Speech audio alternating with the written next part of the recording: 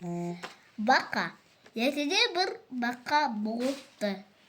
Ол батпақта тұрыпты. Бір күні ол өзен жағасында отырды. Бір кезде жағаға үйректер қонды. Жол алыс, деді бір үйрек.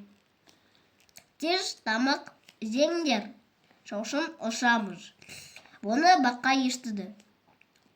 Кешіріңіз, қайда ұшасыздар, деді бақа.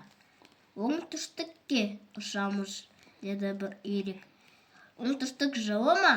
Я, жылы. Онда маша. Шірке көп пе?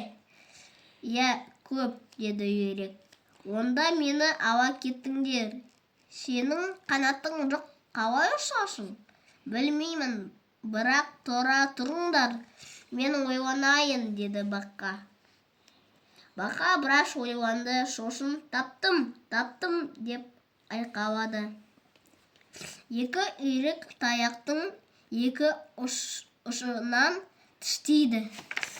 Мен ортасынан тістеймін. Бірақ сендер қаңқылдамаңдар, мен бақылдамаймын. Жарайды, деді үйрек. Сөйтіп олар ұшты. Екі жақта екі үйрек. Ортасында бақа. Бұл қызық көрініс болды. Бұны балалар көрді. Бақаны қараңдар, деп айқайлады балалар. Қызық-ай, бақа ұшып бара жатыр. Бақа мақтанып кетті. Бұны мені ойлап таптым мен дегенде, бақа шалшыққа құлап түсті.